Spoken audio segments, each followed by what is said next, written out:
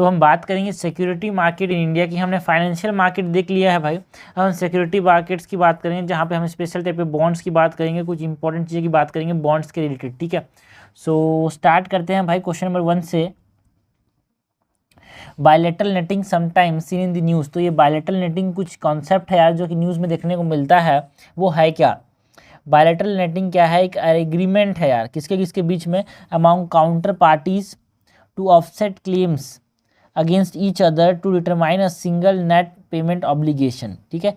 सो एक तरह से डेफिनेशन याद होना चाहिए। Bilateral netting is nothing but an agreement between the counter parties to offset claims against each other to determine a single net payment obligation. देखो इस प्रकार के जो क्वेश्चंस होते हैं, अगर आपको पता रहे चीज़ें है ना, खास करके इकोनॉमिक्स के अंदर ऐसे क्वेश्चन आते हैं जिसमें बेसिक चीज़ों पे पूछा जाता है ना, जो चीज़ न्यूज़ में रहती है उसको बेसिक चीज़ें पूछी जाती है डेफिनेशन। तो उस तरह से हमको दिमाग में याद रखना है कि हाँ ऐसी कोई भी चीज़ न्यूज़ में जो कि कॉन्सेप्ट रिलेटेड चीज़ अगर न्यूज़ में है तो वो हमको उसका डेफिनेशन याद होना चाहिए, बिकॉज यूपीएससी ने बार बार ऐसे प्रीवियस क्वेश्चन में पूछा है, ठीक है। क्वेश्चन नंबर 2 है consider the following statement with reference to municipal bonds. हमको बात किसी करनी है, म्युनिसिपल बॉन्ड्स की बात करनी है। Municipal bonds are debt securities issued by state and local government. बिल्कुल सही बात है यार, ये ऐसे डेट सिक्योरिटीज होते हैं जिनको कौन इशू करता है? Local and state government. Municipal bonds can not be traded in stock exchange. गलत बात है यार, इसको स्टॉक एक्सचेंज के अंदर हम इसको ट्रेड कर सकते हैं, है ना। हमने एग्जाम्पल पे देखा है कि जो यूपी गवर्नमेंट थी उसने म्युनिसिपल बॉन्ड्स जो थे लखनऊ के, उसको 200 करोड़ में बॉम्बे स्टॉक एक्सचेंज में क्या किया है? सेल किया है, लिस्ट किया है। सो this is incorrect, they can not be traded. बोल रहा गलत है, दे कैन बी ट्रेडेड। हमसे करेक्ट पूछा गया यार, करेक्ट हो जाएगा A1 ओनली। क्वेश्चन नंबर 3 है payment infrastructure development fund PIDF। Payment infrastructure development fund जो है रीयूज में था भाई, है ना। तो इस प्रकार के यूपीएससी में क्वेश्चन आते हैं कोई भी चीज़, तो हमको एक साल में जितने भी इकोनॉमिक्स की इंपॉर्टेंट टर्म्स इंपॉर्टेंट चीज़ें न्यूज़ में थी उससे रिलेटेड एमसीक्यूज बनाना है, जो कि क्वेश्चन बैंक के थ्रू हमने कवर किया है और करेंगे पूरे कम से कम अप्रैल तक तो करेंगे ही करेंगे। सो पेमेंट इंफ्रास्ट्रक्चर डेवलपमेंट फंड की बात करनी है। It aimed at encouraging development of more digital payment infrastructure across Tier 3 to Tier 6 centers। क्या ये सही है भाई? बिल्कुल सही बात है। जो पेमेंट इंफ्रास्ट्रक्चर डेवलपमेंट सेंटर है उस तरह से पेमेंट इंफ्रास्ट्रक्चर बढ़ाने की बात करता है, जैसे कि हमारे पास है ना नेट पेमेंट जो स्वाइप से होता है पेमेंट, या फिर हमारे पास जो डिजिटल पेमेंट्स होते हैं, तो उन चीज़ों को बढ़ाने की बात करता है, एनकरेज करने की बात करते हैं इनके डिप्लॉयमेंट को। The fund will be use to subsidize schedule commercial bank only. गलत बात है यार, ये शेड्यूल कमर्शियल बैंक के साथ साथ नॉन बैंक्स को भी यहाँ पे क्या करते हैं? सब्सिडाइज करते हैं, जिससे वो क्या करें? पॉइंट ऑफ सेल मशीन बनाए, ठीक है। Point of sale machine like the swiping machine, okay. This is incorrect. The fund has a corpus of 1000 crore. देखो भाई यहाँ पे इतना ऐसे डाटा तो क्वेश्चन यूपीएससी ने पूछती है ना, अप्रोक्सीमेटली हाई या फिर मतलब समझना इस तरह से क्वेश्चन नहीं आती, बट इट इज 345 करोड़ का यहाँ पे कॉर्पस यूपीएससी ने न्यूज़ में था, इसलिए यहाँ पे पूछा गया है रिसेंटली। यहाँ पे मतलब रिसेंटली तो नहीं, एक साल पहले का न्यूज़ में था ये, ठीक है। सो अराउंड 400 करोड़ यहाँ पे इसमें लगाया गया है PIDF के अंदर, ठीक है। सो दिस इज इनकरेक्ट। करेक्ट हमसे पूछा गया यार, करेक्ट हो जाएगा यहाँ पे 1 ओनली, आंसर हो जाएगा A। क्वेश्चन नंबर 4 है the term shell company sometimes seen in the news is it refers to. तो शेल कंपनी जो है न्यूज़ में देखने को मिलता है भाई ये टर्म, तो ये क्या है शेल कंपनी? देखो मैंने फिर से क्वेश्चन आया था, हमारे पास बायलैटरल नेटिंग का कॉन्सेप्ट था, यहाँ पे शेल कंपनी का कॉन्सेप्ट है, तो हमारे पास कॉन्सेप्ट बेस्ड यूपीएससी क्वेश्चन पूछती है। तो शेल कंपनी क्या है यार? हाँ, a company having active business operation in the country.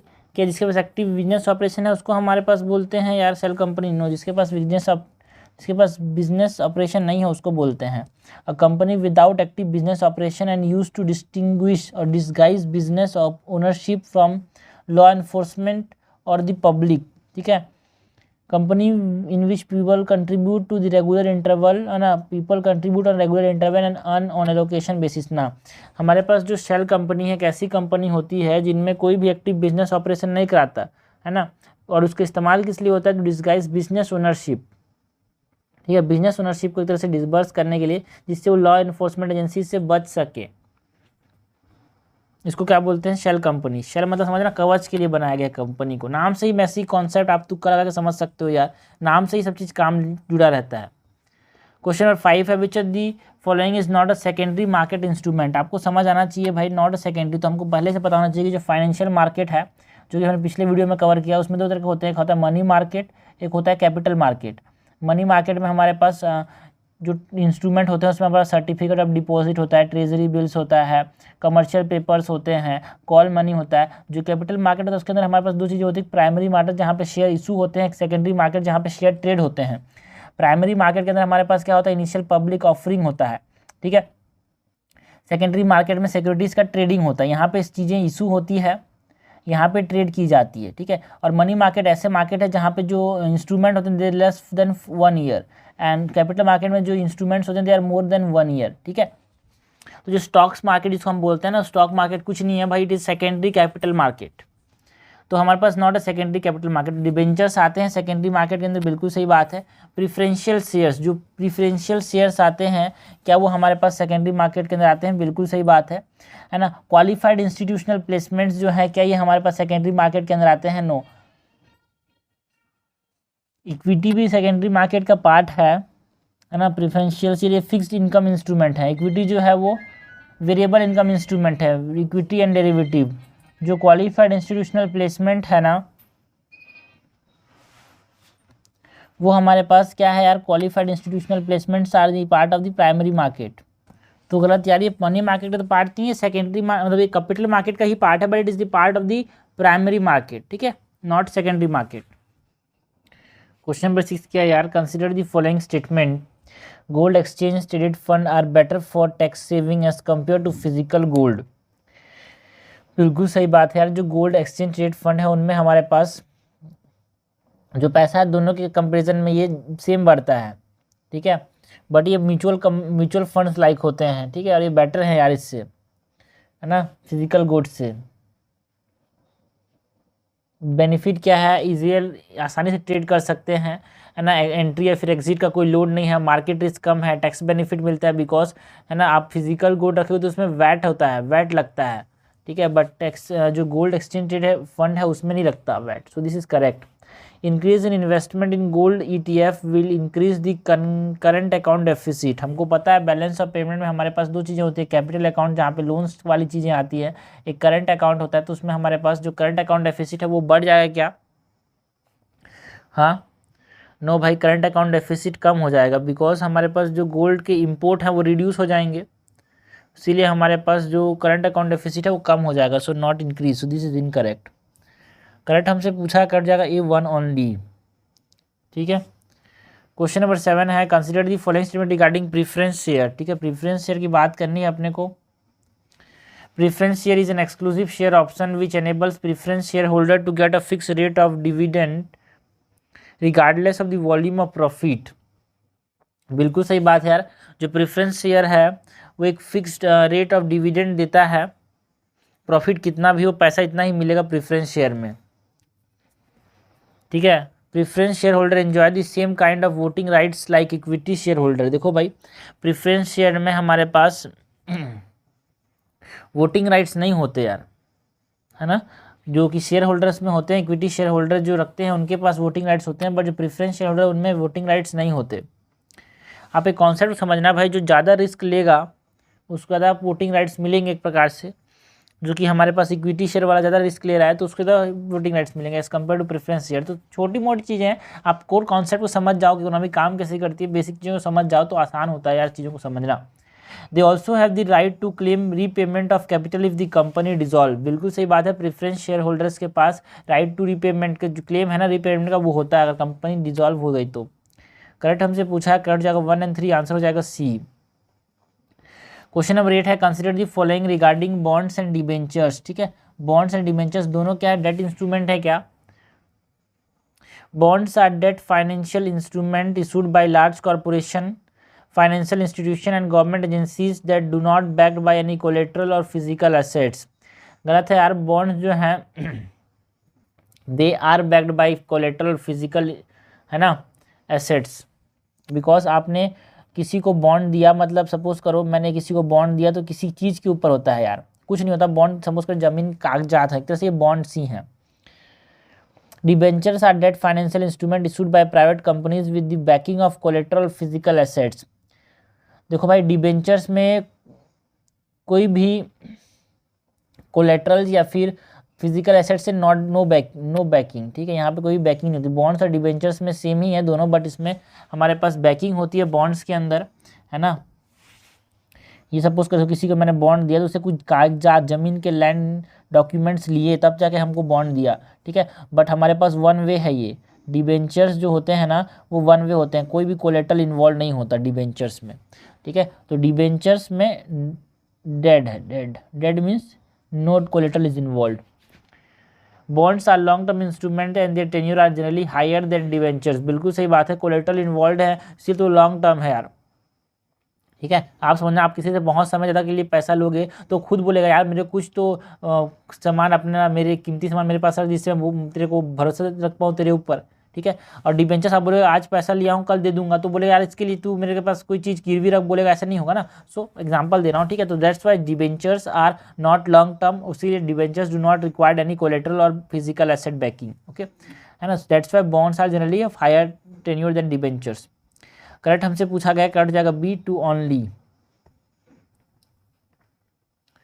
Question number 9 है यार, consider the following statement regarding the forward and the future derivatives. हमको फॉरवर्ड एंड फ्यूचर डेरिवेटिव्स की बात करनी है। और forward contract is a customised contract between two parties to buy or sell an asset at a specified future time at a price agreed upon today. क्या forward contract में आप समझना किसी चीज़ को, दो पार्टी के बीच में कॉन्ट्रैक्ट होता है किसी चीज़ को बाय करने का या फिर सेल करने का। एक पर्टिकुलर सपोज करो आपने बोला कि देखो भाई मैं तेरे से एक, आप ए हो, आपने अपने दोस्त बी को बोला कि भाई मैं तेरे से एक गाड़ी खरीदूंगा आज से 10 साल बाद, है ना, वो 10 लाख में खरीदूंगा, ठीक है। इसको बोलते हैं फॉरवर्ड कॉन्ट्रैक्ट, है ना। 10 साल बाद खरीदूंगा 10 तारीख को। Forward contract are exchange traded and are very liquid and transparent. On the other hand a future contract is negotiated privately between buyer and seller. देखो भाई जो फ्यूचर कॉन्ट्रैक्ट होते हैं वो special type of forward contract होते हैं in the sense because जो future contract होते हैं दे आर मोर स्टैंडर्डाइज्ड, ठीक है, और उनको आसानी से हम ट्रेड कर सकते हैं, ओके। सो क्या बोल रहा है, forward contract exchange traded are very liquid and transparent. No, forward contract का एक टाइप है जो कि फ्यूचर कॉन्ट्रैक्ट है वो कि बहुत लिक्विड होता है ना, and it is not negotiated, it is traded यार। So this is incorrect, okay. So हमसे करेक्ट पूछा गया, कट जाएगा A one only. Question number 10 है, which of the following best describe the term arbitrage और आर्बिट्राज।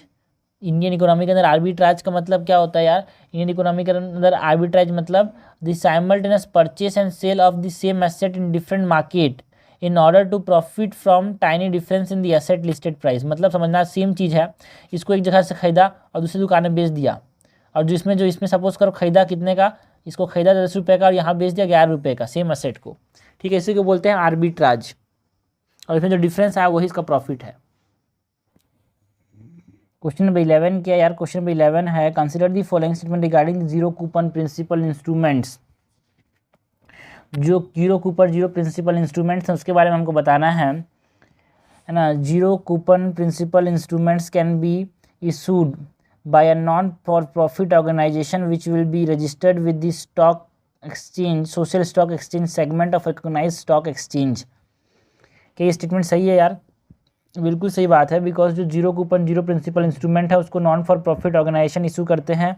ऐसे non for profit organization जो कि सोशल स्टॉक एक्सचेंज की फॉर्म में इशूड है, रिकॉग्नाइज्ड है with stock exchange, recognized stock exchange.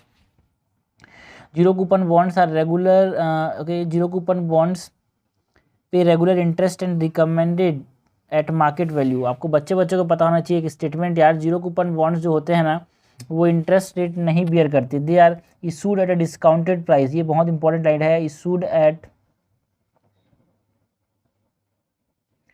A discounted price and redeem at the face value.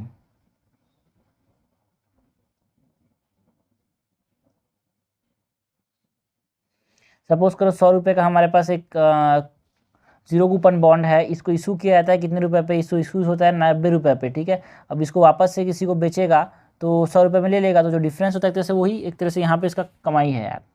Correct हमसे पूछा गया, कट जाएगा A one only. Question number 12 है consider the following statement regarding the difference between debt and equity capital. Debt या फिर equity capital में difference क्या है? Debt capital is an asset for the company that they show in the book as the entity fund, whereas equity capital is a liability for the company that they have to pay back with a fixed tenure।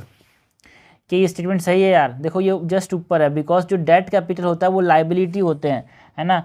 Equity capital are what? This are asset. Debt capital are what? Liability, है ना। एक हमारे पास जिम्मेदारी है, जवाबदेही देनी पड़ती है, और इक्विटी कैपिटल हमारे पास क्या होता है? ये एसेट है, हमारी पूंजी है ये, है ना। डेट टाइप जो कैपिटल होता है उसको वापस से क्या करना पड़ता है? पे बैक करना पड़ता है। बट जो इक्विटी कैपिटल है वो हमारे पास बैलेंस शीट में जो कंपनी है उसमें इसको शो कर सकते हैं। सो it is the other way around, जो कि बोला गया है यहाँ पे, गलत बोला गया है। Debt capital is low risk investment while equity capital is high risk investment. बिल्कुल सही बात है यार।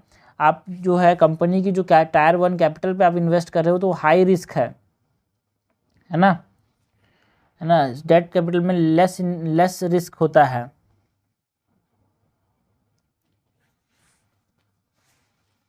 करेक्ट हमसे पूछा है, करेक्ट जाएगा A1, सॉरी करेक्ट हो जाएगा B2 ओनली। क्वेश्चन नंबर 13 है this are financial instruments issued by the registered foreign institutional investors to an international offshore investor who want to invest in the Indian stock market but do not want to register with the regulator, the SEBI, है ना। which of the following financial instrument is mentioned in the above? बिना India के अंदर registered हुए यहाँ पे invest करने की क्राइटेरिया, इन्वेस्ट करने को क्या बोलते हैं? Participatory note. बच्चे को पता होना चाहिए, इतने बार ये क्वेश्चन आ चुका है यार, हमेशा याद होना चाहिए ये। क्वेश्चन 14 है which of the following statement about the debt overhang problem is correct. हमको बात करनी है डेट ओवरहैंग प्रॉब्लम की। डेट ओवरहैंग प्रॉब्लम के बारे में हमसे करेक्ट पूछा गया है। Okay, it refers to situation where all accumulated profit over the year get used up in repaying the accumulated debt, है ना। ये वो सिचुएशन है यार जिसमें जितने भी प्रॉफिट कमाई है सालों सालदार, उस पूरा प्रॉफिट को जो कर्ज लिया है उसको चुकाने में लग जाता है, तो उसका क्या बोलते हैं? Debt overhang problem. जैसे दारू पीने के बाद सुबह, है ना, हैंगओवर होता है, उसी प्रकार का प्रॉफिट होने के बाद जो डेट को चुका देते हैं, प्रॉफिट इक्वल्स टू डेट चुकाना इज कॉल्ड हैंगओवर प्रॉब्लम। क्या ये स्टेटमेंट सही है यार? बिल्कुल गलत है, because it is a situation where all current earnings are used in repaying the accumulated debt. ठीक है ना, आज की जो कमाई है उसको हमारे पास, है ना, जो करंट है ना, जो करंट हमारे पास अर्निंग्स है उसको, जो हमारे पास ऑल दी करंट अर्निंग्स आज जो हम कमा रहे हैं उसको, जो एक्यूमुलेटेड जो साझेदार हमने जो लोन लिया है उसको जब चुकाने के लिए हम इसको दे देते हैं, तो इसको क्या बोलते हैं? हम इस सिचुएशन को क्या बोलते हैं? इस प्रॉब्लम को हम क्या बोलते हैं? इसको बोलते हैं debt overhang problem. So this is incorrect यार, not the accumulated profit but the current earnings. Okay, debt overhang reduce social welfare. बिल्कुल सही बात है यार, आप समझना, आपने अपना जो पूरा कमाई है उसको आपने क्या किया? जो कर्ज चुकाने पे लगा दिया, ठीक है, तो आपका क्या सोशल वेलफेयर हो पाएगा ठीक से? नहीं। तो करेक्ट हमसे पूछा गया है, करेक्ट हो जाएगा B2 ओनली। क्वेश्चन नंबर 15 है यार consider the following regarding green bond. तो ऐसे बॉन्ड जिनको ग्रीन इंस्ट्रूमेंट, ग्रीन प्रोजेक्ट्स में यहाँ पे पैसा, ऐसे बॉन्ड्स जिनको लिया जाता है ना, to invest in the green projects like renewable energy हो गया, है ना। A green bond is a type of fixed income instrument that is specifically earmarked to raise money for climate and environmental project। बिल्कुल सही है यार, है ना। जैसे कि आपने वेस्ट टू एनर्जी के लिए लिया, क्लीन, है ना, इलेक्ट्रिक कार बनाने के लिए लिया, है ना, सोलर पैनल बनाने के लिए, तो ये सब ग्रीन बॉन्ड्स के लिए इस्तेमाल होते हैं। HDFC was the first bank to issue green bond. No भाई नो, सबसे पहला जो हमारे पास इंडिया के अंदर जो बैंक था वो था यस बैंक, जिसने ग्रीन बॉन्ड इशू किया, not HDFC। Power finance corporation that is PFC issue India's first ever euro dominated और डिनोमिनेटेड ग्रीन बॉन्ड। बिल्कुल सही बात है, PFC ने पहले बार euro denominated green bond issue किया। इनकट हमसे पूछा, इनकट जाएगा B2 ओनली। क्वेश्चन नंबर 16 है यार consider the following statement regarding the investment infrastructure investment trust. हमको बात किसकी करनी है, इंफ्रास्ट्रक्चर इन्वेस्टमेंट ट्रस्ट की बात करनी है। Infrastructure investment trust are like mutual funds that pool money from investors and regulated by RBI. जो इंफ्रास्ट्रक्चर इन्वेस्टमेंट ट्रस्ट है, क्या उसको आरबीआई रेगुलेट करता है? भाई आप समझना, investment is something that is regulated by SEBI and not RBI, so this is incorrect यार। तो इस तरह की चीज़ों में आपको यही घुमाया जाएगा, रेगुलेटेड बाय आरबीआई बोल बोल के। एन इन्वेस्टमेंट और infrastructure investment trust is established by a trust settled by the sponsor under the Indian Trust Act of 1882 and the trust deed registered in India under the Registration Act of 1908। बिल्कुल सही बात है। जो infrastructure investment trust है वो तभी बनाया जाता है जब वो रजिस्टर्ड किया जाए इंडियन ट्रस्ट एक्ट के अंदर, और ये सब चीज़ें सही है। The investment must be made only in completed and revenue generating projects and not in under construction projects. क्या सिर्फ और सिर्फ रिवेन्यू जनरेटिंग प्रोजेक्ट्स में यहाँ पे हम इन्वेस्ट कर सकते हैं यार? ना, यहाँ पे एक लिमिट है कि जो इंफ्रास्ट्रक्चर इन्वेस्टमेंट ट्रस्ट है उसमें आपको जो पैसा आपको जो दिया गया है उसको आप रिवेन्यू जनरेटिंग प्रोजेक्ट के अंदर ही पूरा पूरा पैसा नहीं डाल सकते भाई, ठीक है? क्योंकि आपको 20% आपको जो पैसा मिला है उसको आपको अंडर कंस्ट्रक्शन प्रोजेक्ट में डालना ही पड़ेगा, जिससे तो डेवलपमेंट होगा इस देश का। तो ये ओनली बोल रहा है, गलत बोल रहा है यार। तो करेक्ट हमसे पूछा गया है, कट जाएगा कट जाएगा ए टू ओनली। क्वेश्चन नंबर 17 है, it is a basket of security that trade on a exchange, है ना, that is it is a basket of security. तो बास्केट ऑफ सिक्योरिटी की बात आती है, आपके दिमाग में कुछ चीज़ आनी चाहिए जो बताऊंगा मैं। It is a basket of security that trade on an exchange, it just like a stock, it reflect the composition of an index like BSE Sensex. Its trading value is based on the net asset value of the underlying stock that it represent. Its share price fluctuate all days as it is bought and sold. Which of the following financial instrument are referred to in the above line? तो यहाँ पे कौन से financial instrument के बारे में बात की जा रही है जो कि बास्केट ऑफ सिक्योरिटीज़ के अंदर आता है, ठीक है? उसको सेंसेक्स मतलब उसको जो हमारे पास स्टॉक के जैसे बेचा जाता है, खरीदा जाता है। तो ये है क्या भाई? ये हमारे पास एक्सचेंज ट्रेडेड फंड है ना, जिसमें हमारे पास it's trading value is based on the net asset value. तो नेट एसेट वैल्यू पे जो चीज़ बेस्ड होती है अंडरलाइंग का स्टॉक के, उसको बोलते हैं exchange traded fund, ETF। Mutual funds भी एक तरह से यही होते हैं, बट म्यूचुअल्स फंड आर, है ना, एक तरह से म्यूचुअल फंड्स कुछ नहीं होता, अब एक छोटा छोटा जो शेयर होता है वहाँ से पैसा लेता है और उसको एक बड़ी चीज़ में डालता है, so it is called as mutual fund.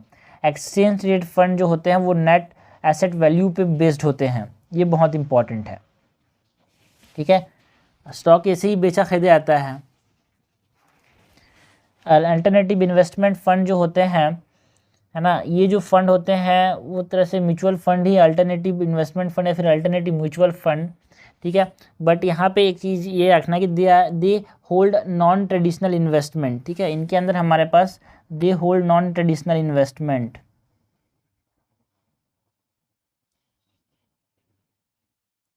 Okay? And यहाँ पे जो इन्वेस्टर्स होते हैं दे कंसिडरिंग अल्टरनेटिव फंड, है ना, बिकॉज यहाँ पे यूनिक कैरेक्टरिस्टिक एंड रिस्क होता है, इसीलिए यहाँ पे इसको अल्टरनेट समझना ना भाई, किसी और के बदले इसको, तो कुछ एक क्राइटेरिया होता है, कुछ एक चीज़ें होती है जिसकी वजह से इसको लिया जाता है, ठीक है? एंड हेज फंड क्या होते हैं? It is a limited partnership of the private investor, जो कि मनी को जहाँ पे मैनेज होता है प्रोफेशनल फंड मैनेजर्स के द्वारा, है ना, जब रिस्की अल्टरनेटिव इन्वेस्टमेंट चॉइस होते हैं ना, उस समय इसको हेज फंड को जनरली इस्तेमाल किया जाता है, यूज़ किया जाता है। एंड यहाँ पे हाई मिनिमम इन्वेस्टमेंट होता है यार, कम से कम जो इन्वेस्टमेंट करना होता है बहुत ज़्यादा होता है यहाँ पे, है ना? तो वेल्दी क्लाइंट्स यहाँ पे इन्वेस्ट करते हैं यार। हाई, जहाँ पे ये शब्द आ जाए हाई मिनिमम इन्वेस्टमेंट, तो आपको टिक करना है हेज फंड पे। म्यूचुअल फंड की बात कब टिक करोगे यार? म्यूचुअल फंड में, है ना, ऐसे फंड्स जो कि रेगुलेटेड होते हैं सेबी के द्वारा, ये सही है। बट ऐसे फंड, है ना, जिनमें हमारे पास पूल ऑफ इन्वेस्टमेंट जो थे, है ना, डिफरेंट पूल ऑफ इन्वेस्टमेंट की बात की जाए, है ना, it is a pool of investment by different investors in a security like debt और इक्विटी।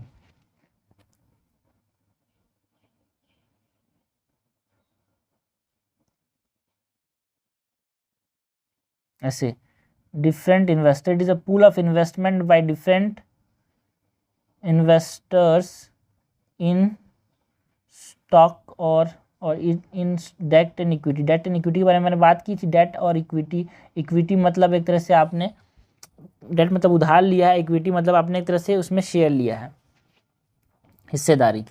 हिस्सेदारी बता सकते हो, है ना, ज़्यादा रिस्की हिस्सेदारी लेना एज़ कम्पेयर टू उधार लेना। अच्छा, डिबेंचर्स के जैसे ही है। डिबेंचर और स्टॉक में डिफरेंस हमारे को पता होना चाहिए। मैंने बताया था डिबेंचर्स एंड स्टॉक की डिफरेंस ये हमारे पास पता होना चाहिए। कहाँ गया यार डिबेंचर वाला क्वेश्चन? डिबेंचर और, हाँ, डेट के अंदर लायबिलिटी होती है, इक्विटी के अंदर एसेट होता है, ये बताया था मैंने, है ना। डिबेंचर और स्टॉक में क्या डिफरेंस है? डिबेंचर जो होते हैं वो शॉर्ट टर्म के लिए होते हैं, कोलेटरल इन्वॉल्व नहीं होता। बॉन्ड में हमारे पास कोलेटरल इन्वॉल्व होता है। जैसे मैंने जो बॉन्ड भरा उसमें मेरे पास इस कागजात वाला गिरवी है, तो एक तरह से वो बॉन्ड है भाई, उसमें कोलेटरल मैंने जमा किया है। बट डिबेंचर होता तो शॉर्ट टर्म के लिए होता, उसमें यहाँ पे कोलेटरल जमा नहीं करना पड़ता। क्वेश्चन नंबर 18 है यार, consider the following statement regarding the sovereign gold bond. तो बहुत इंपॉर्टेंट सिक्योरिटी है ये, sovereign gold bond, exchange traded fund, ये सब चीज़ें इंपॉर्टेंट है यार, यूपीएससी बार बार क्वेश्चन पूछती है इन चीज़ों से, है ना। They are substitute for holding physical gold in which investor have to pay the issue price in cash and the bond will be redeemed in gold on maturity. क्या यहाँ पे जो सोवरिन गोल्ड बॉन्ड होता है उसमें जो investor को price देना पड़ता है वो कैश में देना पड़ता है यार, हाँ बिल्कुल। इशू किया जाता है कैश के अंदर, इसको रिडीम भी किया जाता है कैश के अंदर, not on gold. It is redeem और it is redeemed as cash. This is incorrect. The bond are issued in denomination of 1 gram of gold and in multiples thereof, and there is no minimum or maximum investment limit of subscription. क्या gold के अंदर minimum, यहाँ पे minimum या फिर maximum limit नहीं है भाई। मिनिमम इन्वेस्टमेंट जो है ना कम से कम 1 ग्राम है ना, एक इंडिविजुअल के लिए, and maximum limit of subscription वो है 4 kg का फॉर इंडिविजुअल, एंड कोई फैमिली के लिए मिनिमम क्या है 40 एंड मैक्सिमम क्या है 50। दिस इज इनकरेक्ट यार, मिनिमम एंड मैक्सिमम है, इंडिविजुअल के लिए अलग है, फैमिली के लिए अलग है।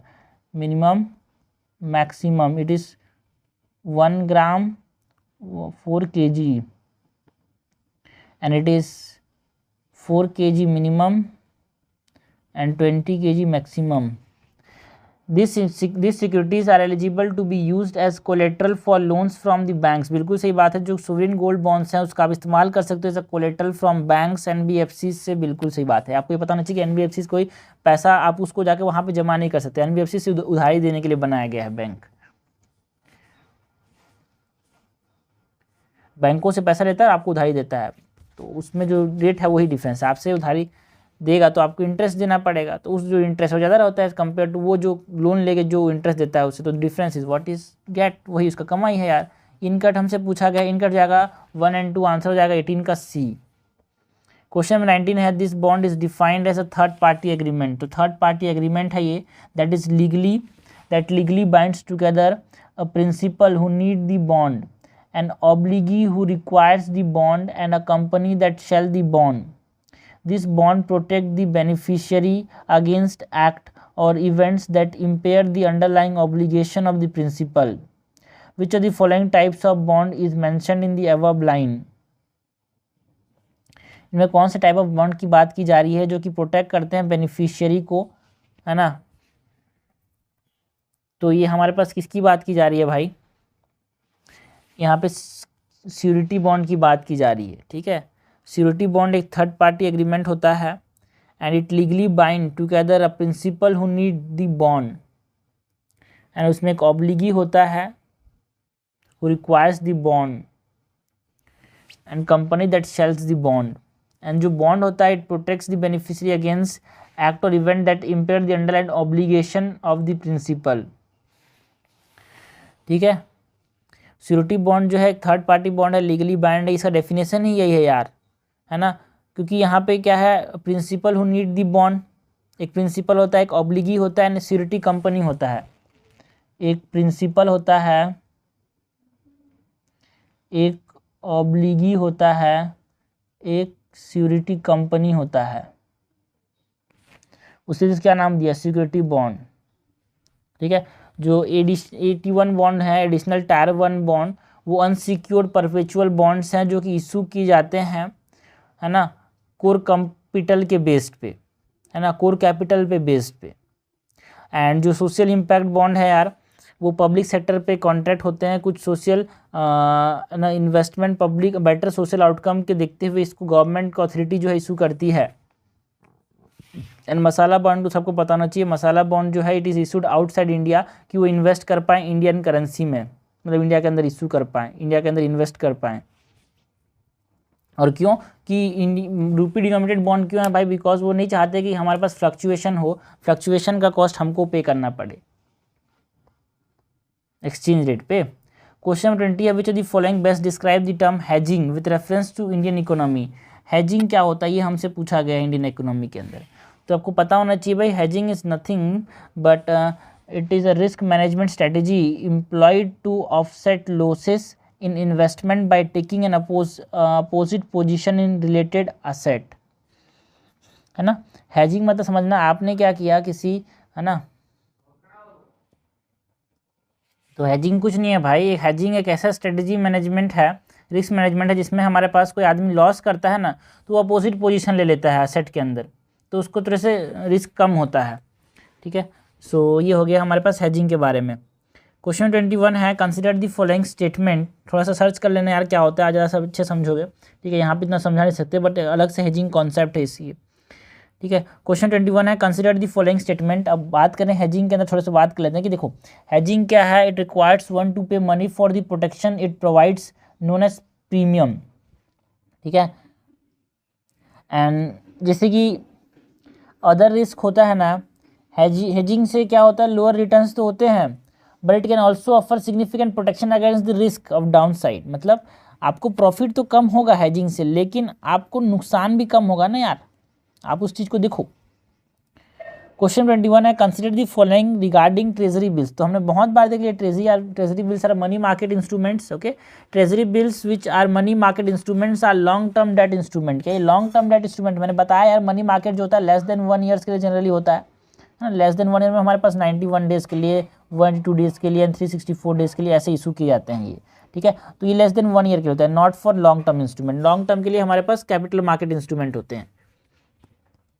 Treasury bills are zero coupon securities that pay regular interest. यार हमको पता होना चाहिए जो ट्रेजरी बिल्स है वो नो कूपन बॉन्ड्स हैं, है ना। They are issued at a discounted price and redeem at the face value. ये लाइन बहुत इंपॉर्टेंट है। So they not bear interest. Bank give treasury bill to the RBI to get money under repo and they can also keep it to fulfil their statutory liquidity ratio requirement. क्या बिल्कुल सही बात है यार, SLR requirement के लिए भी treasury bill का इस्तेमाल किया जा सकता है। करेक्ट हमसे पूछा गया है, करेक्ट हो जाएगा B3 ओनली।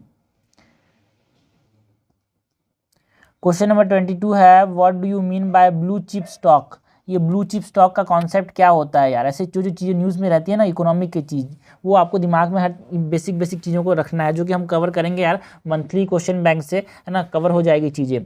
तो ब्लू चिप स्टॉक क्या होता है यार? ब्लू चिप स्टॉक क्या है ना, ये ऐसे शेयर होते हैं जो कि वेरी लार्ज होते हैं, as well as recognised company के होते हैं, जिसमें बहुत लॉन्ग टर्म हिस्ट्री होती है अच्छा फाइनेंशियल परफॉर्मेंस की। लाइक आप रिलायंस को देख लो, वो ब्लू चिप स्टॉक कहलाता है। बहुत समय कोको कोला हो गया, ठीक है, एप्पल हो गया, है ना, तो ये सब हमारे पास लॉन्ग टर्म तक बहुत अच्छे परफॉर्मेंस कर रहे हैं, तो इसको हम क्या बोलते हैं? ब्लू चिप स्टॉक बोलते हैं।